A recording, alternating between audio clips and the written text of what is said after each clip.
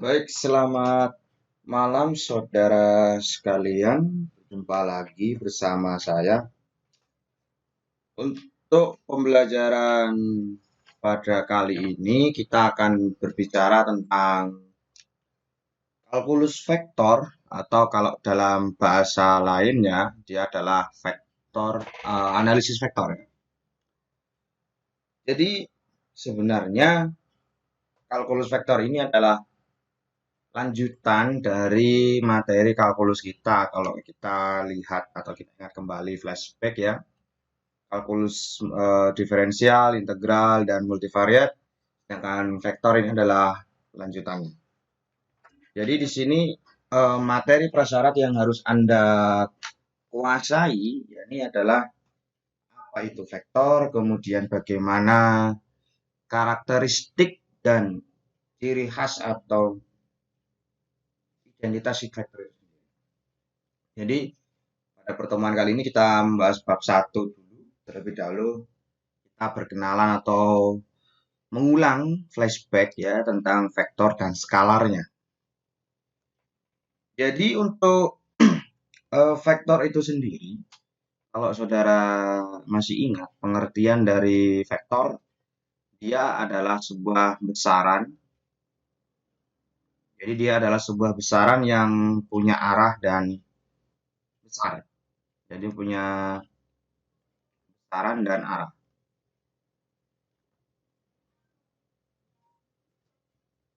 Seperti katakanlah perpindahan atau displacement dan mungkin kecepatan, gaya, dan percepatan. Jadi ada V, ada A, dan gaya. Kalau secara grafis ya, katakanlah saya punya sebuah vektor, mau saya gambar, jadi saya punya vektor, misalkan vektornya dia adalah vektor ini titik O dan di sini titik P, maka ini bisa saya katakan bahwa dia adalah sebuah vektor A, penulisan vektor. Kemudian, kalau saya mau menyatakan besar dari vektor ini, vektor A, dia adalah dengan dikasih tanda mutlak. Ini berarti sebagai besaran vektornya.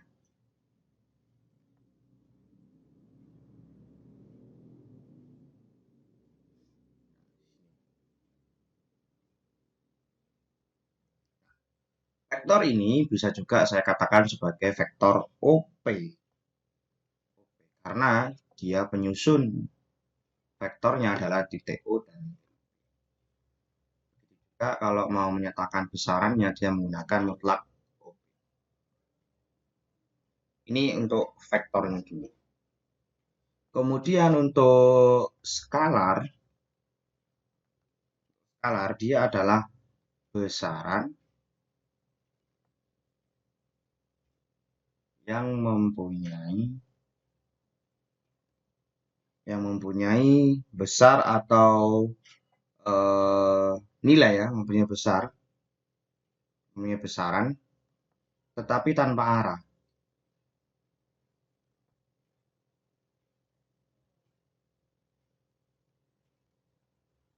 Contoh dia adalah massa, kemudian adalah panjang, kemudian adalah waktu, suhu, dan lain-lain. Ini sebagai contoh kecil dari skalar. Kemudian ini adalah pengertian awal ya. Dan kalau kita hubungkan si vektor ini dengan aljabar gitu misalnya ya, kita hubungkan dia dengan aljabar vektor, jadi kita sudah membahas tentang aljabar vektor ya. Jadi kita sudah masuk ke subbabnya aljabar vektor. Jadi untuk aljabar vektor yang pertama, dua buah vektor dikatakan sama. Dua buah vektor, jadi dia itu ada sebuah vektor A dan vektor B, itu dikatakan sama apabila memiliki besaran dan arah yang sama.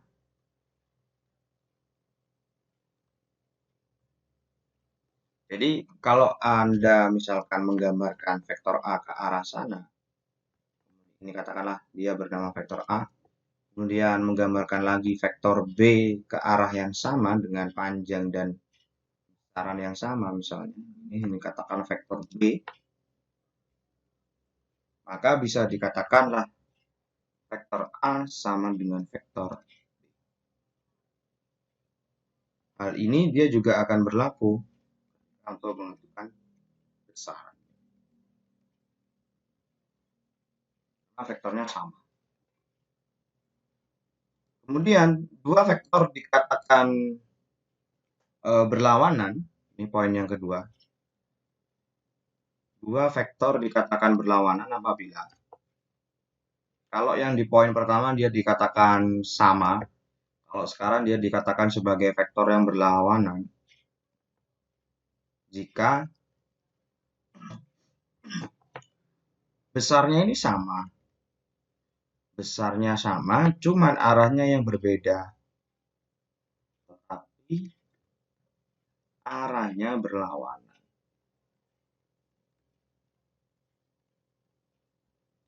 Contoh, kalau Anda misalkan menggambarkan vektor A ke arah sana,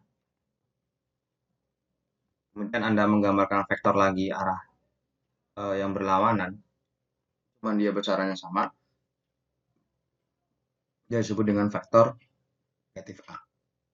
Karena dia arahnya berlawanan. Ini untuk yang kedua. Kemudian untuk yang ketiga ini atau jumlah resultan dari dua vektor.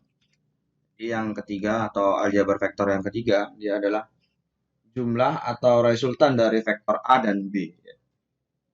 Jadi kalau ada dua vektor, di resultannya dari dua vektor yakni A dan B. Dan B adalah sebuah vektor.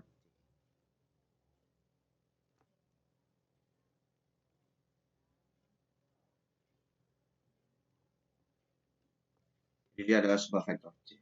Jadi kalau misalkan saya gambarkan, karena ini vektor A-nya, A kemudian kalau ke arah sini dia adalah vektor B, maka ujung pangkal titik start Anda menggambar dengan start finish, itulah yang dikatakan sebagai vektor C. Inilah vektor C.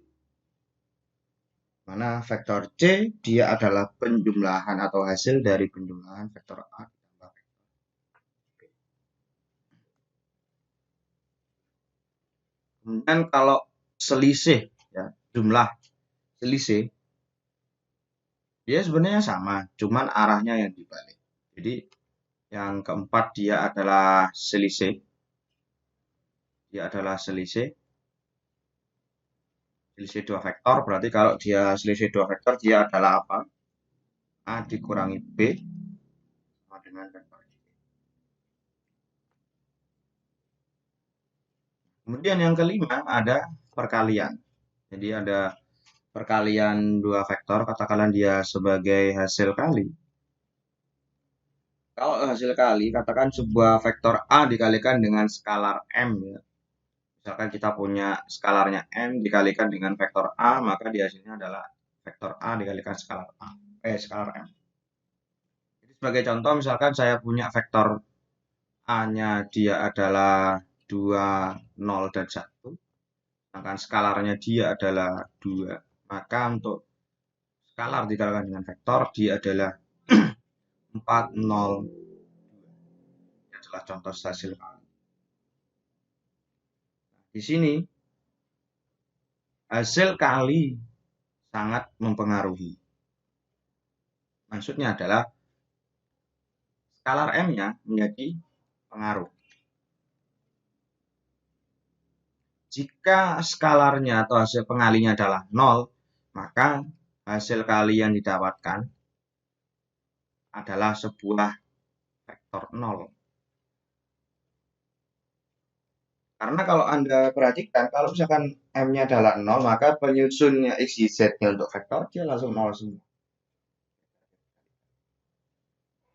Maka hasil kali dari sebuah vektor terhadap skalar, dia ditentukan oleh besar skalar itu. Baik dia bernilai positif, negatif, ataupun 0. Kemudian setelah kita membahas atau berbicara tentang aljabar vektor, tentu kita tidak afdol kalau kita tidak menyinggung teman di aljabar ini. Ini adalah hukum-hukum aljabar vektor. Jadi selain ada aljabarnya sendiri, dia juga ada hukumnya, hukum aljabarnya.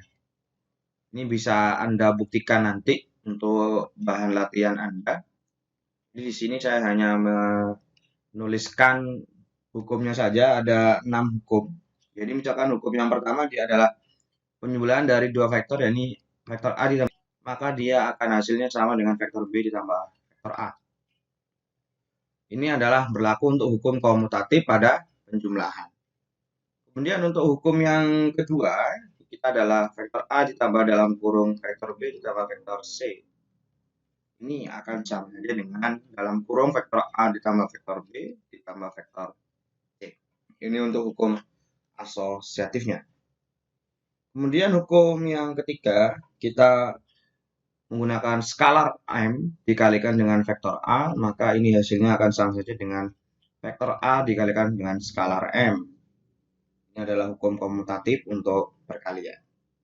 Kemudian hukum yang keempat, dia adalah di sini ada skalar M ditambah dengan skalar N dikalikan dengan vektor A, maka ini akan menghasilkan dengan skalar M dikalikan vektor A ditambah dengan skalar N dikalikan vektor A. Ini adalah hukum asosiatif untuk perkalian. Kemudian hukum yang kelima, dia adalah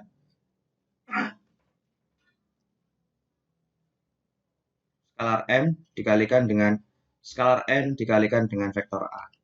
Maka dia akan menghasilkan skalarnya kita kalikan terlebih dahulu, kemudian hasilnya kita kalikan dengan vektor A. Maka ini adalah hukum asosiatif untuk perkalian. Sedangkan untuk yang nomor 4 dia adalah hukum distributif. Kemudian untuk hukum yang keenam, skalar M dikalikan dengan vektor A ditambah vektor B, maka dia hasilnya adalah skalar M dikalikan vektor A ditambah skalar M dikalikan vektor B. Ini adalah hukum distributif. Oke. Ini hanya hukum aljabarnya. Untuk pembuktiannya bisa Anda buktikan sendiri. Berikutnya kita membahas tentang vektor satuan. Ya, sebab di bab 1 ini cukup banyak. Ya. Jadi sekarang kita berbicara tentang vektor satuan. Misalkan saya menggambar bidangnya itu 3 dimensi. Ini. Jadi ini misalkan X, Y, Z ya. X, Y, Z. Jangan gini deh. Gambarnya tidak bersahabat. Nah, ini misalnya. Kemudian saya mau menggambar sebuah kubus, berarti di sini dia sumbu X-nya, di sini, oh bukan, ini X ya, di sini. X dia di situ, dia Y di sini, dan Z di sana. Saya mau menggambar kubus, nah di sini. Dan ini ke sana.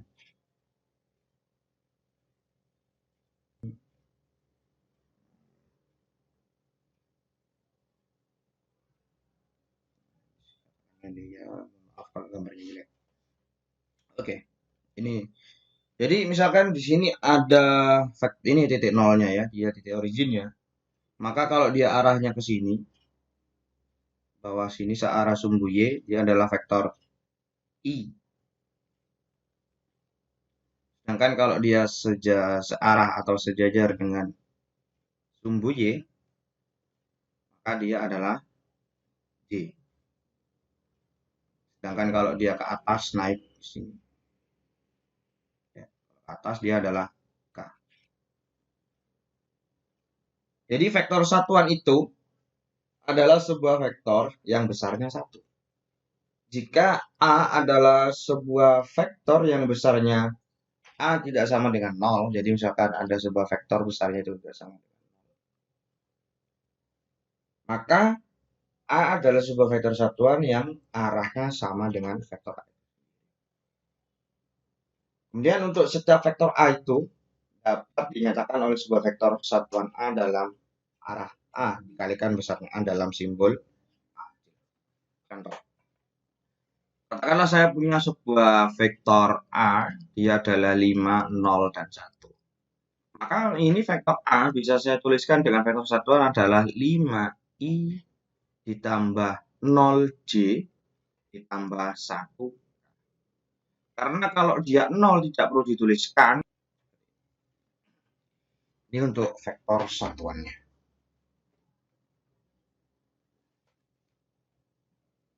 Nah, kemudian kalau komponen-komponen dari sebuah vektor. Komponen dari sebuah vektor, dia pastinya ada A1, A2, dan A3. Ini saya mau menggambar lagi untuk bidang dimensi 3-nya. Di sini komponen-komponen yang ada komponen pada sebuah vektor.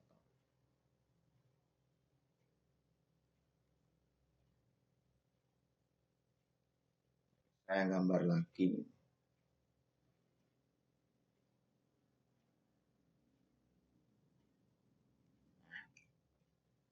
Tadi sumbu X-nya di sini, ini sumbu Y, ini sumbu Z. Saya gambar lagi kubusnya ya, saya gambar lagi. Baguskan. Sini, sana, tuh.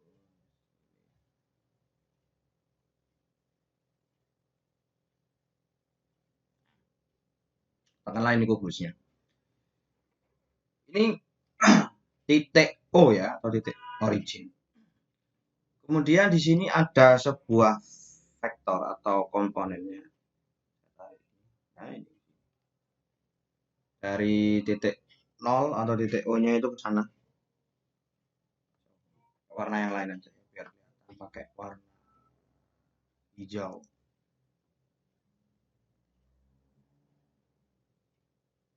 Dari sini. Oke. Kemudian ini dikatakan sebagai A. Sebagai A. Kemudian ada lagi yang ke arah sini.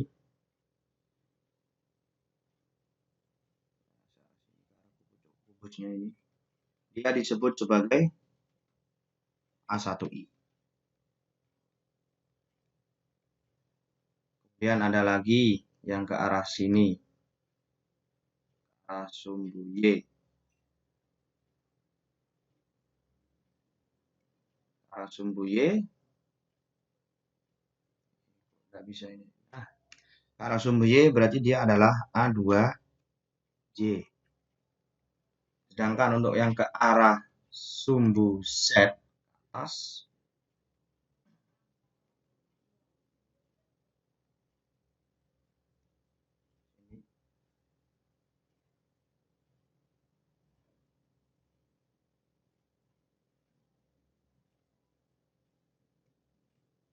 maka dia adalah A3. Kemudian A1, A2, dan A3. A1, A2, dan A3 dia disebut sebagai komponen.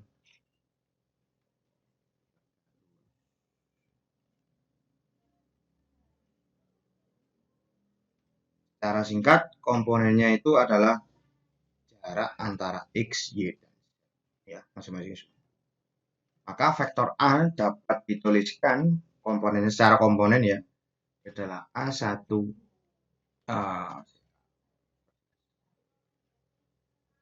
A1I ditambah A2J ditambah A3. Sementara untuk besar dari vektor A ini sendiri, besarnya A, dia disimbolkan dengan mutlak A, itu dia adalah akar dari A1 kuadrat ditambah A2 kuadrat ditambah A3 kuadrat.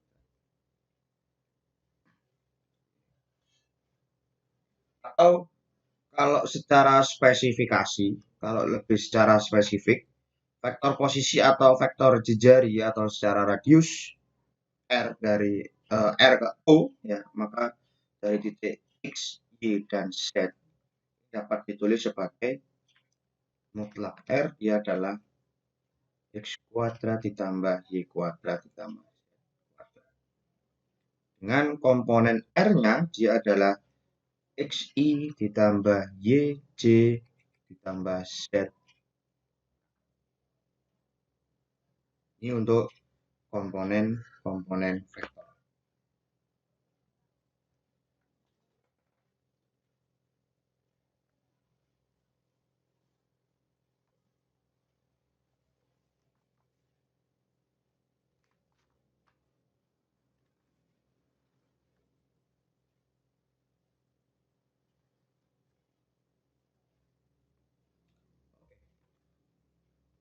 Mungkin hanya itu saja untuk penjelasan di bab 1 ini.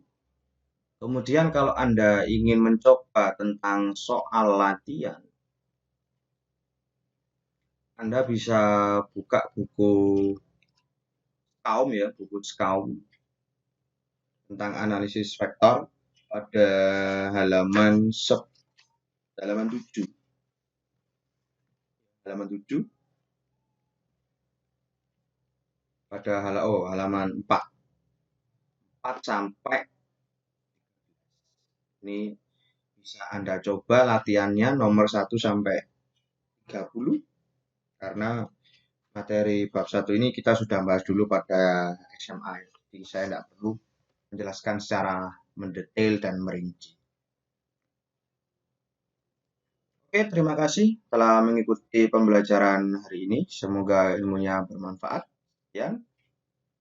Akhiri, Assalamualaikum warahmatullahi wabarakatuh.